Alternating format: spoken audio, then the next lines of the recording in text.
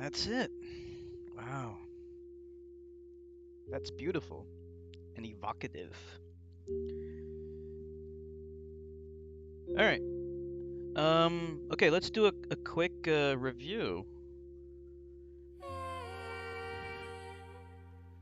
Um, yeah, what a beautiful and artistic game this was, GRIS.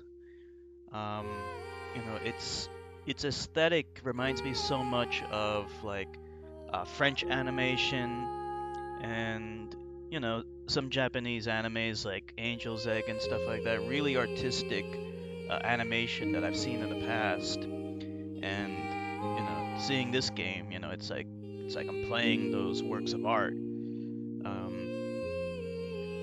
Yeah, like if you need evidence of video games as art, this is definitely one of the prime examples. There's so many now, and I'm really glad I was able to play another game that definitely evokes emotion and is able to convey a story through visuals.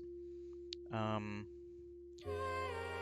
the game is slow from a gameplay point of view. It is a little bit boring when compared to other platformers, or I should even like say compared to other puzzle platformers. It has platforming in it. It has puzzles in it. But there's like other games that emphasize those aspects a little bit more. Like Braid. That one's very puzzle heavy. Inside and Limbo, they kind of do a little bit of both. This game definitely has puzzles, but they're a different kind of puzzles. This one is more about like, I mean, it doesn't give you a lot of abilities. You get like, you transform into like a block, you get a double jump, and you can sing. So that's not like a whole lot, but when you consider that the game's only like about 4 hours, it's not too bad. Um, and there are some really fast actiony portions to spice it up and give some variety. Um, and certainly I had fun in those sections and in the other platforming sections. The puzzles are a good balance. I agree with you, Ali. Like, they never feel obtuse. You have to, like, sometimes you might be a little lost when you have to find several sparklies and they're kind of scattered in a world. But like you said, that the game isn't trying to like hide them in stupid locations. It's not trying to do that. It's trying to um, create puzzles for you to solve, and they're pretty good puzzles. Um, you know, each puzzle platformer is unique. You're never gonna find two puzzle platformers that have like the same kind of puzzles, and that's a good thing. So this game, really stands out. One of the other things that really, makes the game interesting as you play it is the use of visuals to like create diversity in the environments. There's clear color themes to the different like quote unquote levels.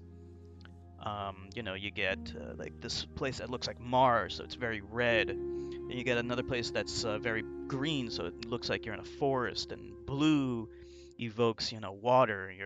You're swimming in an ocean. All this stuff. The swimming, by the way, is great. Like she's not slow in the water. She moves very swiftly through the water. It's very fun to play. The different environments all like are fun to play in. Um, and that helps with the platforming. Um, I really got to talk about the graphics, which are just absolutely amazing.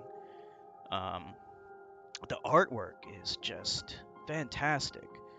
I really like, like the amount of detail they put into the statues and to the backgrounds.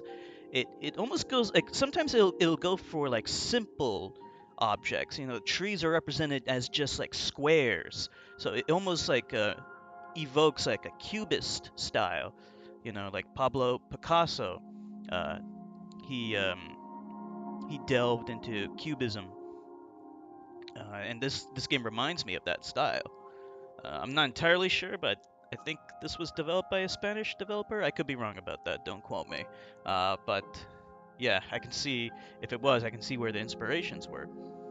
But on the other hand, it then contrasts that with an amazing amount of detail for some of the other objects like the statues.